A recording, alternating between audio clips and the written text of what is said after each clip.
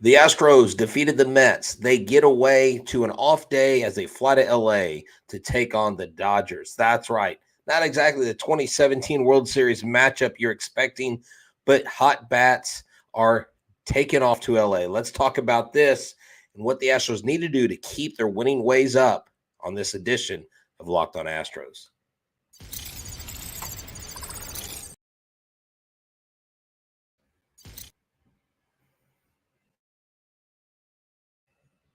Oh, come on.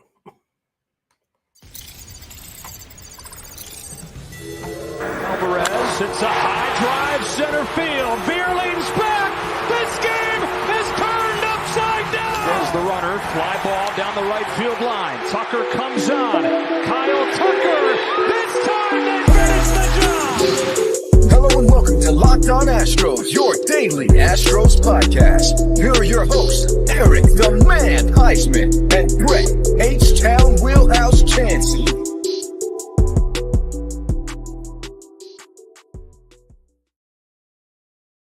Houston Astros, and we are your daily Astros podcast. I'm Htown Wheelhouse. You can find me at Htown Wheelhouse on Twitter, Instagram, and TikTok. You can find me at Stros411 on Twitter, Instagram, and Facebook. Always positive, always Stros. You can find the show at Instagram, TikTok, Facebook, Twitter, wherever you get your social medias, and subscribe to our YouTube channel. Just know that today's episode is brought to you by eBay Motors. A championship team is about each player being the perfect fit, same as your vehicle. So for parts that fit, head to eBay Motors and look for the green check. Stay in the game with eBay Motors Guaranteed Fit. ebaymotors.com. Let's ride. eBay Guaranteed Fit, only available to U.S. customers. Eligible items only. Exclusions do apply. Become an everydayer. And just realize that coming up this Friday night, we do have a really cool event for those of y'all in the Houston area. We will be live at Run Dugout in Katy. You can look at the exact address. It's Grand Parkway in Katy, Texas. Look up Run Dugout in your GPS. Come check us out. At 8 o'clock, we will be doing a live broadcast from Run Dugout. Come before, hang out with us. Before 8 o'clock, we'll be in a bay hitting some home runs, hitting some bombs. And then at 9:10, the Dodgers game starts. And we will watch the Astros and Dodgers. We'll be giving away game tickets and things like that for you Astros fans. So come out and hang with us. Thank y'all so much for tuning in. What a great game today. Look, the Astros won. They went out there and they took care of business. And it kind of had a funky start to it. And before we get into that, I got one more thing to mention, and I've got to mention this. And I know we have fans that listen to our show, not only across the United States, but across the globe. We've got listeners in Australia and Thailand and Mexico and Puerto Rico, up in Canada. We've got Alaska. I know that's not another country, but it feels like it because it's so far up there. We've got people all over this planet, and we have Los Angeles-based Astros fans. We got an email today from our friend Alex and David. Him and his son watch us every day. He started loving the Astros. His son did when he was in 2019 when the Astros went to the World Series. We remember that year. Unfortunately, it didn't go our way, but thank y'all for listening. Thank y'all for hanging out with us. Let's go ahead and start this first segment talking about, look, this game, 12 pitchers were used. 31 at-bats were taken with runners in scoring position. I mean, there was a lot going on. The Astros were 4 for 13 with runners in scoring position. The Mets were 4 for 18 with runners in scoring position. So we did a little bit better with fewer chances. But the first inning was weird. Javier, I don't know what's going on. His velocity is down. He isn't as sharp. He's still 7-1 on the season. He still is when he pitches his last 20 starts, the Astros are 16-4. He leads in all categories in the last 20 starts for ERA, innings pitched, strikeouts. But this year he hasn't had the stuff. Literally in this series, Javier got, or in this game, in the first inning, Javier got out of the bases loaded jam 2 different times. 2 different times. And that was really, really weird to see, because usually when a pitcher gets into a bases loaded jam with no outs, you literally give up runs. And what's amazing is he went into this inning, he didn't give up any runs. He got out of that bases loaded jam twice. And then, so they basically get out of that half inning, and then they get up, and Mauricio Dubon gets on base. He ends up getting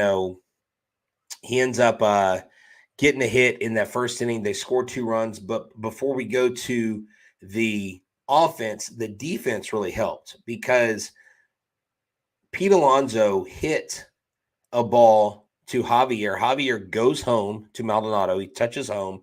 Maldonado throws, and Pete Alonso was clearly in the base path. The ball hit. At first, I thought Dubon just fumbled the ball. It wasn't Dubon. Pete Alonso was called out on an interference call. That was 2 outs right there. The runners had to go back to first to second. That's how you got the next bases loaded thing. And then the Astros put up a 0 spot on there. So Javier started out really, really, really slow. Then you get a single from Jolks. I'm sorry. And then you get into the second inning. Sorry about that, guys.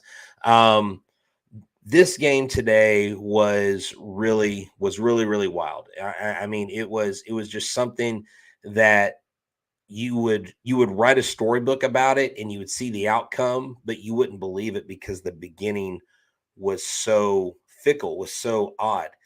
Christian Javier just seemed to not have his stuff, but the offense was there to back him up. Again, this was just a wild time. And let me get to this second inning. Sorry about this. I'm currently using a different computer right now. I had to send my computer in, and so I'm working with 2 or 3 different variables right now. In that first inning, you had a wild pitch where Mauricio Dubon scored. Kyle Tucker went to third. Then Alex Bregman singled on a ground ball. Kyle Tucker scored. The Astros go up 2-0. And then what was interesting about this game is the Mets responded with 3 runs of their own. That's right. They responded with 3 runs, and they seemed to take command of this game. They go up 4-2. And it looks like, okay, the Astros are going to lose this game. They're not going to be able to come back. And then what do you know? They get up in the bottom of the third. Corey Julks singles on a ground ball to Brandon Nimmo. Kyle Tucker scores. Alex Bregman scores. He ties it up 4-4 Astros. And then what do you know? Chas McCormick comes in, hits another home run. He is absolutely on fire. This kid is raking right now. He is really hitting the ball well. In the second segment, we'll talk about who's hot and who's not right now with the bat. But then you go to the 4th inning, and the Mets come back. The Astros are up 6-4. Then the Mets come back. They tie it up 6-6. Then bottom of the 4th, they go up 7-6. Then they go up 9-6 off of Alex Bregman hits, off of Mauricio Dubon, off of Yainer Diaz. Look, Yainer Diaz is the man. He is just the person right now that you want in that batter's box every single game. And whether he's playing first, whether he's DH, or whether he is at the plate, behind the plate, I think he needs to get some starts as catcher, because of these last 10 games, I believe Maldonado's been catching 9 of them. Yainer Diaz needs to catch. Maldonado's pop time is not great. Maldonado's pop time was terrible today. He could not throw out a single runner. Look, a lot of people think Julks is a man too. Corey Julks is definitely phenomenal. He's taken advantage of all the opportunities he's getting. Some people feel like it should be McCormick or Myers getting those opportunities, but nonetheless, it is Julks who is stepping up. He's taking advantage of his opportunities.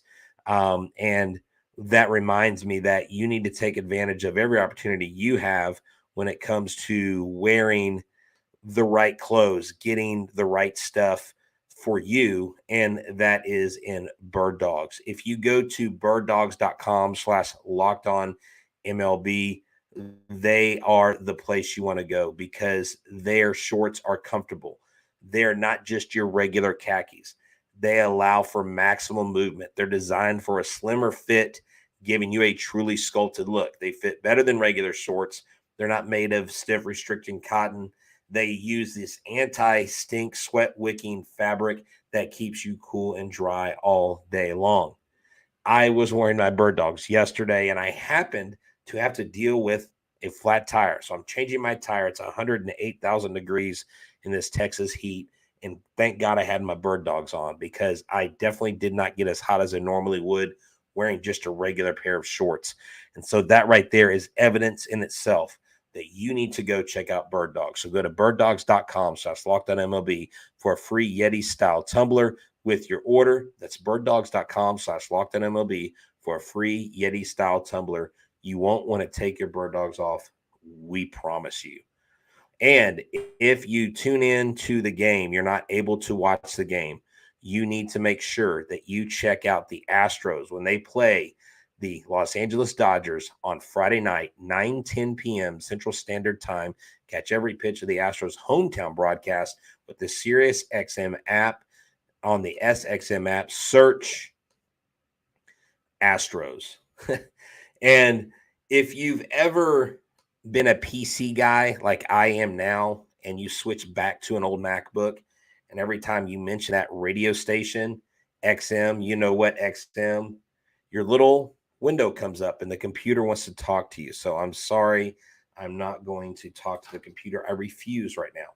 But the third inning, Chaz hit a home run, scored Corey Julks in the fourth inning. Again, the Mets countered with 2 runs of their own. It was 6-6. Then the Astros would come back and counter with 3, another Dubon double. Bregman brings home Dubon. Then Diaz hits that home run. It's 9-6. Just recapping, make sure we're on the right track. Then the Mets make it 8-9 with the Pete Alonso 2-run home run. And then the Astros scored in the 7th. Julks. They scored Julks on a throwing error on a Pena single. That gives them the 10th run. And then Presley comes in and gets the save. How about Presley? I mean, let's talk about him in the third segment. But right now, the 3 hottest hitters in this lineup in the last 10 games, Kyle Tucker, 306, Altuve and Diaz, both 297. Bregman is getting better. He's heating up a little bit, and we've seen more from him. But it's these 3 hitters right here, Tucker, Altuve, and Diaz. If Diaz hasn't earned himself a spot in the lineup more consistently, then I don't know what else the guy has to do in order to get that spot and keep it. Not just every once in a while, but literally keep his spot there in the lineup. When you look at all the bats and what they've done, it is really a good thing to see. I know the win against Verlander, there was only 4 runs. I get that. But your offense is moving. Your offense is doing what it's supposed to do. It's winning ball games. Your relief pitching right now, Montero looked absolutely abysmal today. I want to get to that in the third segment. But right now, Jose Altuve is up to 256. Dubon is still at 292. Kyle Tucker's at 274. Yainer Diaz, 277. And right now has got the highest OPS on the team, 812. The second highest OPS, Chas McCormick. He hit the home run today, 795. Then your third guy, Jose Altuve and Kyle Tucker. So I gave you the 3 guys that are the hottest hitting average-wise. Gave you the 4 guys that are hottest hitting OPS-wise. And who are not your hot hitters? Well, Martin Maldonado, obviously a classically low 557 OPS. Corey Julks, not a very high OPS, but he contributed today. And then you have Pena at 719. And then Bregman's a little bit higher at 740. You would like to see Bregman around 800. You would like to see Altuve around 800. You'd like to see Tucker around 800. But the numbers are what they are. So the who's hot and who's not right now, the who's not, obviously, it's going to be Maldonado. Julks, compared to where everybody else is, Julks, Bregman, and Pena's at 719 right now, but he's getting his hits here and there. He was more selective today. And that was another key to this victory today, was they recognized early that the pitcher was pitching outside of the zone. I don't know if you noticed that. This dude was all over the map. They weren't so aggressive that they were swinging at everything. There have been times when this team has swung so much that I literally compare it to when I play a baseball video game. When I play MLB The Show, I can't pick up a slider outside of the zone to save my life. I literally swing at every pitch. Probably shouldn't say that in case I maybe play someone one day, get a little online action with Locked On Astros and some gamer. Man, I would get totally crushed. I just can't see those pitches for nothing. But this was a fun game to watch. It was back and forth. I got a message from one of our listeners on Twitter saying it was his first ever Astros game, and he said it felt like a playoff game, and I'm so happy that he got to experience that. The Rangers and White Sox, as we speak, are tied 1-1. Look, if you keep winning, you keep the pressure on the Rangers, the pressure's on them. We've been the hunted before. We know what that's like. People are gunning for the Rangers now like they would be gunning for us in the past, because they're the guys that are playing really some of the best baseball right now in all of baseball. And you have to recognize that. And I think we've always been willing to do that. But I want to just jump into it, because I'm gonna meld this into the last part of the second segment, into the third segment. But what do you do with Rafael Montero? Rafael Montero signed one of the biggest deals a relief pitcher has signed in recent history, a 3-year deal. And when you look at his record, I praise the Astros for signing him. I didn't think about the implications of the 3-year deal in lieu of his sporadic success. He'll be good one year, he'll be terrible the next. But that's typically how relief pitchers go. You notice they signed Stanek to a 1-year deal, okay? Signed Stanek to a 1-year deal because he's a relief pitcher. You don't typically give relief pitcher 3-year deals, because 1 year they'll be great, the next year they'll be pedestrian, the next year they'll be great. You literally can find on Twitter radio hosts from this town that will ask, is it possible to DFA a guy that you just paid a 3-year multi-million-dollar deal to? And I'm like, wow. Like, last year, Montero was my guy. Do y'all remember how good he was? Do you remember how he and how stellar him and Stanek both were? Well, they're having off years, okay? Stanek, I mean, the ERA, when you look at Montero last year compared to this year, and I'm going to see if I know I had this pulled up earlier, but oh my gosh, when you look at Rafael Montero and you look at 2022 compared to 2023, it is night and day. It's like, are you sure this is the same pitcher? And I'm just going to give you some of these basic stat lines for what he did last year. I'm going to go with the standard. I'm not going to go with StatCast, because that will just blow us all out of the water to look at his StatCast stats. But talking about standard pitching stats for Rafael Montero from 2022 to 2023. Last year, he had 14 saves at this point. He had a 2.37 ERA. Okay, not at this point. 71 games pitched. Okay, 68.1 innings, 14 saves. He gave up 47 hits, 22 runs, 18 earned runs, 3 home runs. That's it. 23 walks, 73 strikeouts, a whip of 102. Now get that in your mind. That's the Montero we're talking about. Let's look at 2023 Montero. 1 save, 7.04 ERA, 32 games pitched, 30.2 innings pitched, 42 hits. So at 68 innings in 2022, he gave up 47. In 30 innings, he's given up 42. Last year in 68 innings, he gave up 22 runs. This year, he's already given up 25. He gave up 18 earned runs in 68 innings. This year, 24 in 30 innings. 3 home runs last year, 6 this year. 23 walks last year, 13 this year. 73 strikeouts last year, 35 strikeouts this year. A 1.75 whip. Now, you tell me, the fans, the listeners, what do you think we need to do with Montero? Can we fix him? Can the Astros pitching staff fix him? We do know Stanek has gone from a 1.15 ERA club record, and his ERA has ballooned as well. I don't have his ERA right here. I'll have to look it up real quick. But let him pitch this year. Then, you're saying DFA him at the end of the season. But, man, that's a lot of crow to eat. That's a lot of admitting that you're wrong. And do you think the Astros are willing to do that? Someone said best bet is to try and fix him. And I bet you they're working on that right now. So Stanek's at a 4.70 ERA right now. Stanek has had 25 games, 23 innings pitched, 22 strikeouts, a whip of 1.61. Yeah, his career ERA is 3.44 with a career whip of 1.30. So he's clearly not having the best year. Pray Montero feels discomfort. You know what?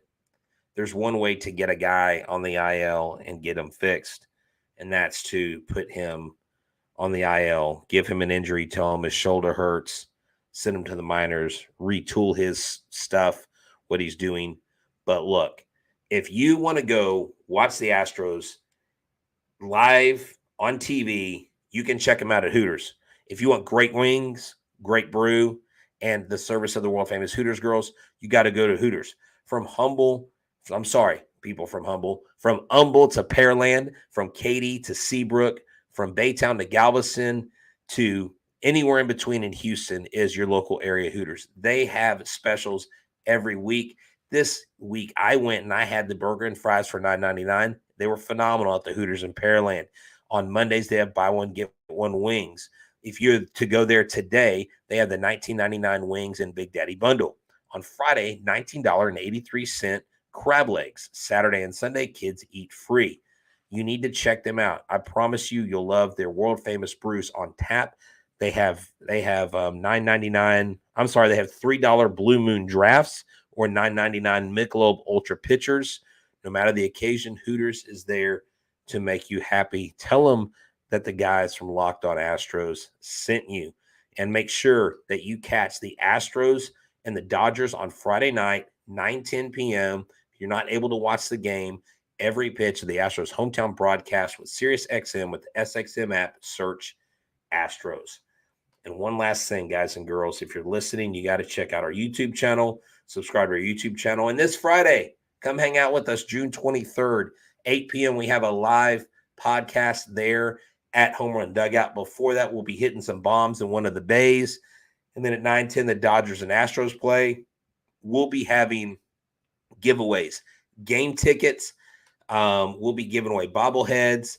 But you have to stay and watch the game with us. A second inning, we'll start doing giveaways. Before the show, we may do one or two, but we want you guys and gals to come hang out with us at Home Run Dugout. So let's continue on. Yes, sir, a live show. We'll be doing the show live, so y'all can hoot and holler, and you'll be able to hear yourself on the internet when you go back home and check it out. So look, Montero can't be sent down to AAA because he's out of options. The only way you send him to AAA is if he gets injured and has rehab assignment to do before he goes back up. And I don't know if you can do it. I don't think a 10-day IL does that. I don't know if you want a 60-day IL that guy, but if you do that, who are you going to get? Are you going to get arms at the trade deadline, put him on a long stint IL? I'm not sure how all that stuff works. I pride myself in knowing a lot about baseball, but I don't know every single thing. But Martinez, yeah, he's okay. Stanek hasn't been super great. He hasn't been terrible. Montero is just the guy that just when he goes out there, he just scares the living daylights out of me. I was like, why are they putting Montero in? And of course, it was a usage thing. He was the one that had the most availability. But we've got to give props. We've got to give props to one Ryan Pressly. Ryan Pressly gets out on the mound 2 games in a row, 2 saves in a row. He's got it rocking. He's got it rolling. He's missing bats. He's getting strikeouts, 2 strikeouts today to add to his total. It's absolutely phenomenal. I love it. I love to see it. Ryan Pressly, I love to see when he comes back. Yeah, Matt Gage could come up, but Matt Gage has not done jack squat with this team. Ryan Pressly, like, he admitted that he was doing terrible, and he said, you know what? I'm coming back. Forget this dude. I am not going to let people sit on me too long. So Ryan Pressly, congratulations. Got another save under your belt. Absolutely love to see it because this guy works his tail off. This guy genuinely cares for what he does while he's on the mound. And if anybody wants it, definitely someone like Ryan Pressly wants it, earned his 14th save. So I saved this, for last since this, I didn't get to do it yesterday, but I usually like to do a wide world of baseball. And since we're doing this early enough, I want to talk to y'all about a couple stories that aren't Houston Astros before we get going. Have you seen this kid that is hitting the absolute cover off the ball, Luis Ariz or Ariz, out of the Marlins baseball team, literally chasing history. He's at 328 right now. He has 31 multi-hit games. This kid is absolutely going for 400. So, Ariz can become the first Marlin to hit for the cycle. He became the first one to hit for the cycle on April 11th. He flirted with the 400 average in June. And the late Hall of Famer, Ted Williams, is the last player, American League or National League history, to hit 400, doing so in 1941 at 406. It would be interesting to see if this kid can stay at 400. Another story that's out there is, have y'all seen the latest All-Star votes? There are some Astros that are on the cusp of being elected, and there are some names that sound familiar when you mention All-Star. Jose Altuve still in 3rd place behind Simeon and Merrifield. I don't know that he's going to catch Simeon. Alex Bregman is 5th at 3rd base. Quite a ways away. Jeremy Pena, quite a ways away from the top 3 spots. I know it's the top 4 go, but 302,000 versus Bo Bichette, 1.5 million. Then in the outfield, Yordan Alvarez hanging on to the 4th spot. He's about 300,000 in front of Kiermaier. I think he hangs in there. And Martin Maldonado is 5th on the catcher list. I question that. Thank you, Houston fans, for your loyalty. And designated hitter, Corey Julks is number 5. He's about 60,000 or 59,000 under Harold Ramirez. This ends Thursday. So if you're listening to this, try to get your votes in. Look, why not vote for Julks? Why not get him into that second round? I mean, look, I know he's got one of the lowest OPSs on the team, but the kid's a grinder. He's a hometown kid. We've had him on the show. He's a friend of the show. Vote for him. I don't vote for Ohtani because everybody else does. Okay? So sue me. No, wait, actually don't do that. Don't sue me. I don't know that I have the funds to carry the retainer, but I digress. So I just want to say thank y'all so much for hanging out. Sorry for the beginning, a little bit of a rough start here. I've got new technology, actually a 12-year-old computer that I'm working from until my good computer comes back. Eric the Man Huysman is out of the box tonight. He will be back on our next show. Again, Friday, we got a live show. Come hang out with us, Home Run Dugout. Thank y'all for tuning in to Locked On Astros. And make sure that if you don't get to watch the game, you listen to the game, catch every pitch of the Astros hometown broadcast. Their next game is Friday against the Dodgers, 9:10 p.m. Central Standard Time on the SXM app. Search Astros. This has been another great show. Sorry I did not get to all your comments. I saw you guys and girls in there commenting, and we do appreciate you. We love you. And thank you again to our guys out in Los Angeles. Father-son combo out there, Dave and Alex, for listening. You guys rock. Hey, no matter where you're listening, whether you're in Costa Rica, Panama, Japan, Thailand, or even on Mars. We love every one of y'all. Thank y'all so much for hanging out with us. This has been another edition of Locked On Astros. I'm Htown Wheelhouse, and Eric the Man Huysman, who's not here, says what's up. He'll catch you on the flippity flop. And remember, we are your team every single day. Go Stros. Go take it to the Dodgers and remind them who they traded us for Yordan Alvarez.